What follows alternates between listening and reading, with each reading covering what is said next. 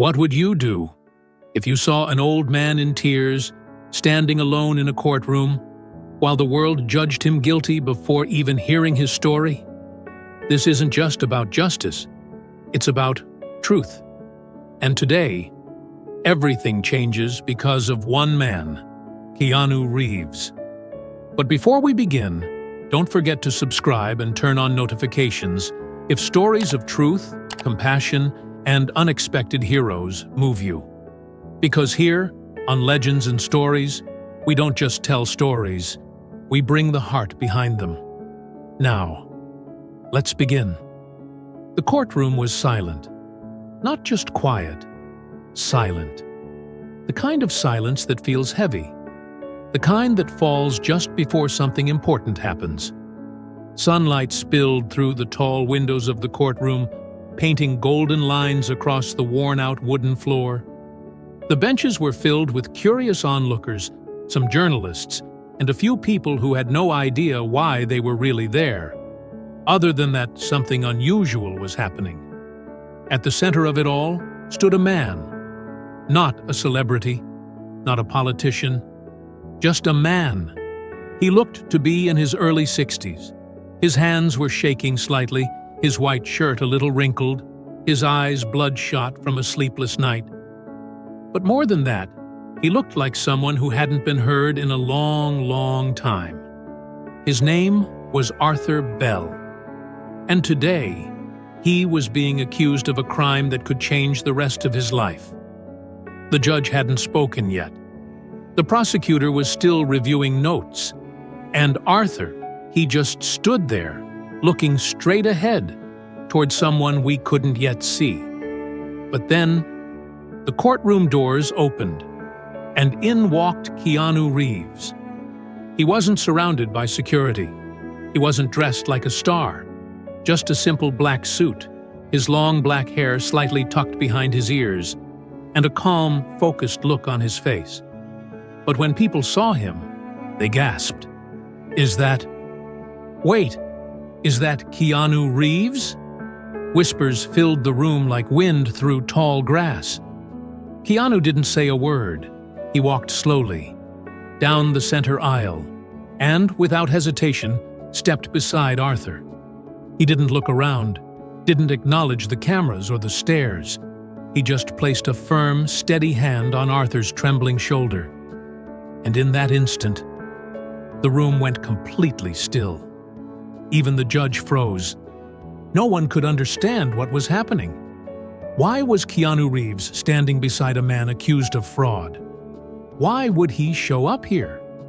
And more importantly, what did he know that no one else did? The judge, a woman in her early 50s with sharp eyes and an even sharper voice, cleared her throat. She looked at Keanu standing beside Arthur and raised an eyebrow. "Mr. Reeves," she said, "may I ask why you're standing beside the defendant?" The question echoed in the room.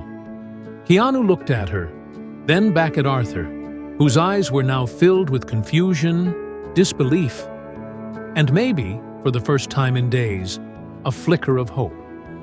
"I'm here as a character witness, Your Honor," Keanu said calmly, "and as a friend." The silence that followed wasn't just quiet, it was thick.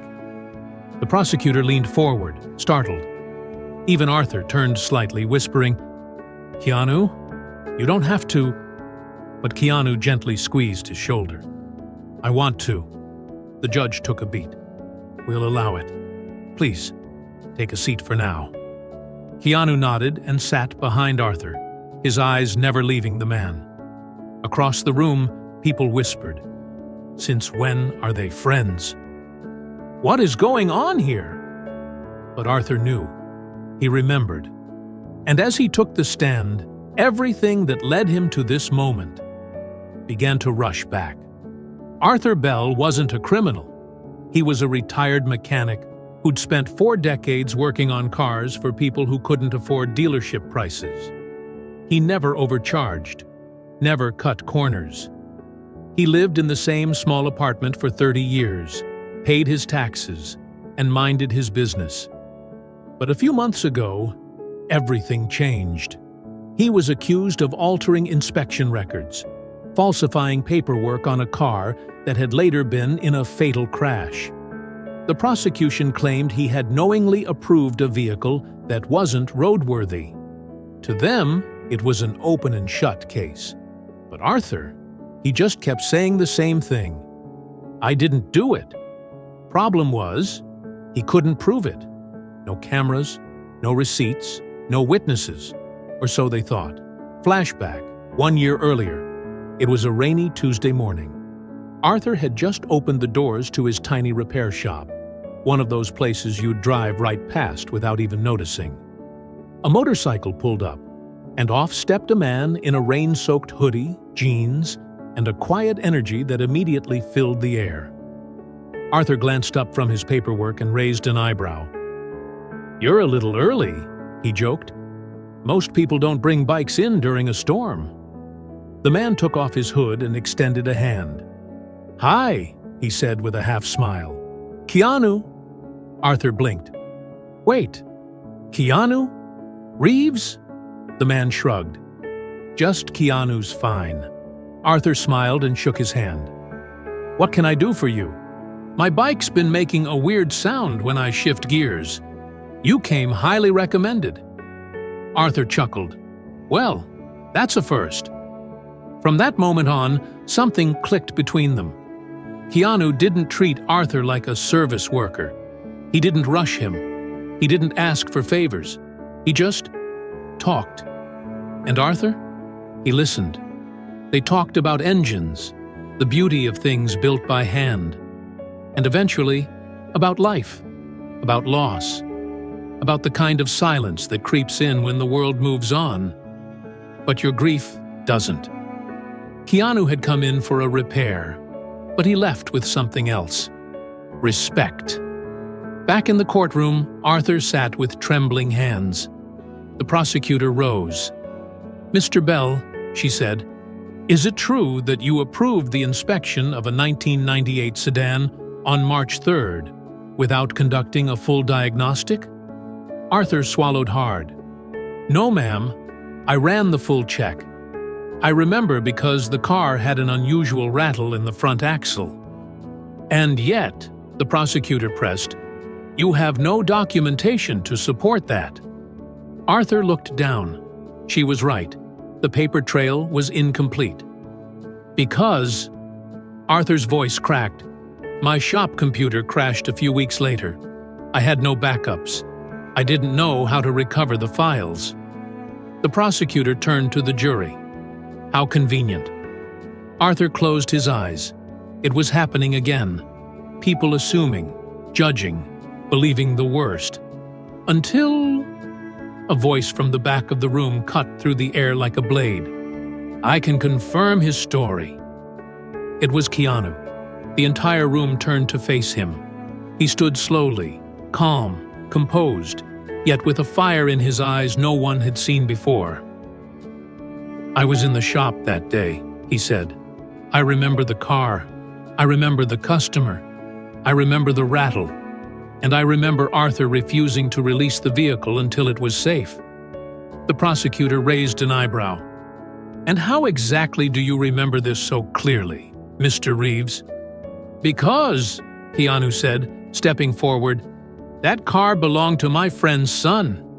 I brought it in myself, and Arthur refused to let him drive it until the repairs were complete.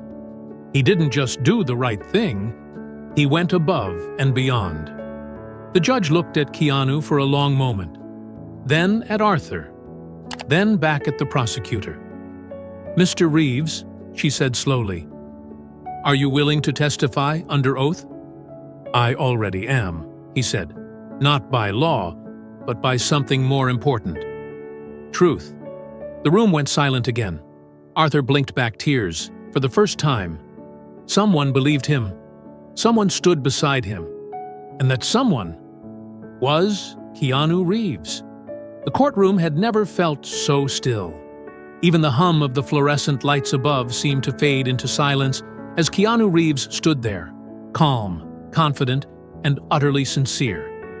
He wasn't acting. He wasn't performing. he was being. The judge adjusted her glasses, her voice firm but curious. "Mr. Reeves, are you prepared to give a formal testimony regarding the events of March 3rd? Keanu nodded. "I am." A soft murmur spread through the courtroom as he walked to the stand. The bailiff raised his hand. "Do you swear to tell the truth, the whole truth, and nothing but the truth? So help you God?" Keanu's eyes locked with Arthur's, and he spoke with quiet strength. "I do." He sat, hands resting in his lap, and for the next 10 minutes, the world watched a movie star become something else entirely. A witness, a protector, a friend. He described the day in vivid detail. How he had brought the old sedan in. How Arthur had walked around the car twice, listening, observing, taking notes. How Arthur had insisted they wait an extra day for a part because he didn't trust the replacement. And how Arthur never charged a dime for the labor. He said, "I don't do this for the money. I do it to make sure people come home safe." The jury sat frozen. Some with pens still in midair. Others just listening. For the first time, they weren't looking at Arthur like a criminal. They were seeing him as something else entirely. A man who cared. The prosecutor tried to chip away. "Mr. Reeves, with all due respect, how can we be sure your memory is accurate?" Keanu didn't flinch. "Because I remember people who treat others with decency. They stand out. And Arthur? He stood out." The judge leaned back slightly, watching the jury carefully. Something was shifting in the room. A tide turning. A weight lifting. Arthur sat in his seat, eyes glassy, his hand trembling slightly as he pressed a handkerchief to his face. He wasn't crying because he was scared. He was crying because for the first time in a long time, he wasn't alone. As Keanu stepped down from the witness stand, the room followed him with their eyes. Not because he was a celebrity, but because he had just humanized someone the world had almost discarded. And then something unexpected happened. From the back row, a man in a maintenance uniform stood up slowly. "Your Honor," he said nervously, I don't mean to interrupt, but I know Mr. Bell too." The judge looked surprised. "State your name, sir." "Luis Mendez. I worked at the auto parts supplier." "Mr. Bell? He used to buy inventory from us for years. Always paid in cash. Always honest." "And?" the judge asked. Luis pulled a crumpled receipt from his back pocket. This was from that same week. He bought a part for that exact car model. A suspension arm. The prosecutor's face drained of color. Luis handed the paper to the bailiff, who brought it to the judge. She examined it closely. The date matched. The vehicle matched. It wasn't the smoking gun, but it was something. Something real. Something honest. Arthur's lips parted, as if he couldn't believe what he was seeing. People were showing up for him. People remembered. Because character leaves a trail, even when paperwork doesn't. The judge called for a short recess. As the room began to empty, Keanu remained beside Arthur, placing a steady hand on his shoulder again. "You okay?" he asked. Arthur nodded, barely able to speak.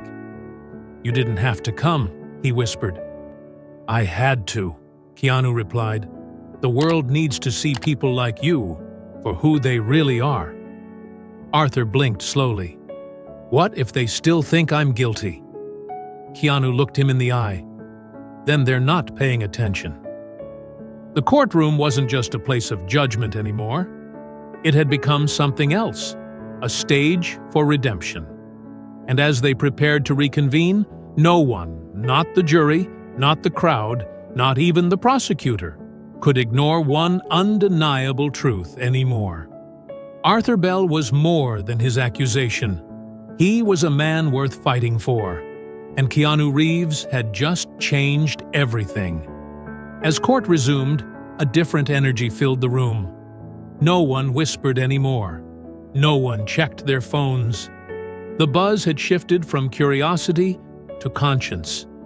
Keanu Reeves had walked into that courtroom as a witness, but he had become a mirror, one that forced everyone to look a little closer at what they thought they knew.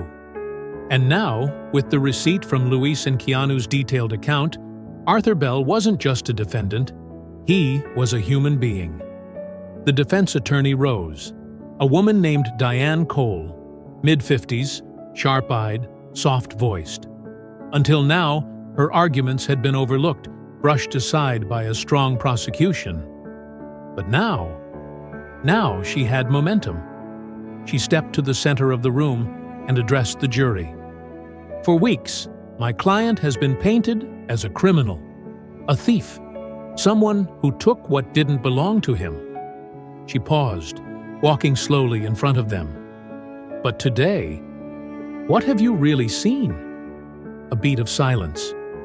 A man who helped others without being asked, who repaired a stranger's car and refused to take a single dollar, who went back to that same auto shop day after day, even when he was struggling himself, because to him, doing what's right wasn't optional. She turned toward the bench. You've heard from Keanu Reeves. You've heard from Mr. Mendez. And I'm asking you now, are you willing to believe the worst when everything in your heart says otherwise? She looked at Arthur, then back to the jury. Because this case was never just about missing money, it was about assumptions, and we all made them. Even the prosecutor, Mr. Jacobs, looked shaken. He stood slowly, buttoned his jacket, and walked to the center of the room. To be clear, he said, this case was built on circumstantial evidence. There were gaps, we admit that, but we had no reason to doubt the claim. He stopped, and then did something no one expected. Until now. Gasps rippled through the room. Jacobs looked at Arthur. I've been a prosecutor for 15 years. I don't get embarrassed easily. But when a man like Mr. Reeves shows up, not just with words, but with truth, I have to ask myself something I don't often ask. He turned toward the judge. Your Honor, the state would like to request a dismissal of all charges. The room exploded in sound. Chairs scraped back. Voices rose. Arthur covered his mouth with one hand, tears streaming freely. He had waited months for justice. Now it had come. In a whisper, the judge lifted her gavel. Order. Order in the court. She paused. In light of new testimony and supporting evidence, this court hereby dismisses the case against Arthur Bell, with prejudice. Mr. Bell, you are free to go. The gavel dropped, but no one moved. Arthur sat frozen, disbelief written across his face, until Keanu leaned in and said softly, It's over, Arthur. You did nothing wrong. And now, the world knows it. Arthur's lips trembled. He reached out and held Keanu's hand. Then, the entire courtroom stood. Not because they were asked to, because they felt they had to. As Keanu and Arthur walked out together, camera flashes exploded outside the courthouse. Reporters shouted questions. Paparazzi tried to push forward. But Keanu raised one hand and gently shook his head. This isn't my story, he said. He turned to Arthur. It's his. And with that, Keanu guided the old man through the crowd. Not with celebrity, not with ego, but with quiet protection. A true act of character. And every single person watching, they would never forget it. The rain had just started. Soft droplets tapped against the courthouse windows as the old wooden doors creaked open. Arthur Bell stepped out slowly, his hands trembling at his sides, his eyes red and wet. Not from defeat, but from something else. Relief, and walking just behind him was Keanu Reeves. No bodyguards, no fanfare, no words, just presence. As they reached the bottom of the courthouse steps, Arthur paused. He looked up into the gray sky, rain sliding down his face, indistinguishable from the tears that still clung to his cheeks. Keanu didn't say a word. He didn't have to. He placed a steady hand on Arthur's back, offering not pity, but strength. And in that moment, the old man whispered, almost to himself, "I've waited my whole life for someone to stand beside me." Later that evening, the story was everywhere. Not just the case being dismissed, not just the injustice revealed, but that moment when the courtroom went silent, when Keanu stood up and placed his hand on Arthur's shoulder and looked the judge dead in the eye. People couldn't stop talking about it. Who was that man? Why was Keanu Reeves there? Why did he care so much? The answers would come slowly, drip by drip through local reports, blog articles, and eventually a short interview Arthur gave to a local paper. But none of that mattered as much as the feeling that lingered. Because this wasn't about fame. This wasn't about celebrity. This was about humanity. A week later, Arthur sat in a small neighborhood cafe, a place he hadn't visited in over a year. People used to avoid him here. Some whispered, others just turned away. But today, a waitress brought him his coffee with a smile. A young man nodded respectfully as he passed. A teenager held the door open for him with a quiet, "Sir." Arthur's eyes welled again, but this time he didn't try to hide it. "They see me," he whispered. Across the city, in a bookstore cafe lit by golden afternoon light, Keanu sat alone with a leather notebook and a half-empty cup of coffee. His long black hair was tied loosely at the back, gray streaks blending gently into his beard. He scribbled a few lines into the notebook. Just thoughts, not a script, not a speech, just reflections. You don't need to fix the world. Sometimes, you just need to stand beside the person no one else will. He paused, underlined the words, then closed the notebook. That evening, Arthur received a small package. No return name, no note, just a black velvet box. Inside, a silver watch. On the back, an engraving. "You were never invisible." K double quote. Arthur clutched it tightly.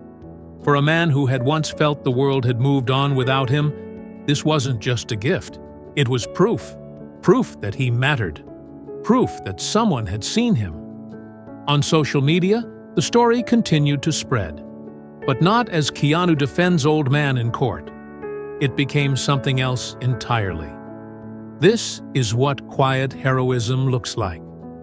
Sometimes, justice wears a leather jacket. Not all heroes raise their voice. Some just stand up. One comment went viral. He didn't save him because he had to. He saved him because it was right. Back in the bookstore cafe, a woman in her 50s approached Keanu cautiously. "Excuse me," she said, nervous. "I just wanted to say, that story about you and that man, it meant something to me." Keanu looked up and offered a warm smile. "Thank you," he said. "No," she insisted. "Thank you." That moment reminded me that kindness doesn't need to be loud. He nodded. It just needs to be real. And maybe that's what makes this story so powerful. Not the headlines, not the fame, but the reminder. That standing with someone who has no one, that's what makes us human. That's what makes us legends. Before you go, if this story touched something in you, we want to hear it. Leave a comment. Share your thoughts. Tell us how you've experienced moments like this. And if you believe the world needs more stories like this, more compassion, more courage, more truth, then don't forget to like, subscribe, and turn on notifications. Because here at Legends and Stories, We believe real heroes don't need capes. They just need to show up.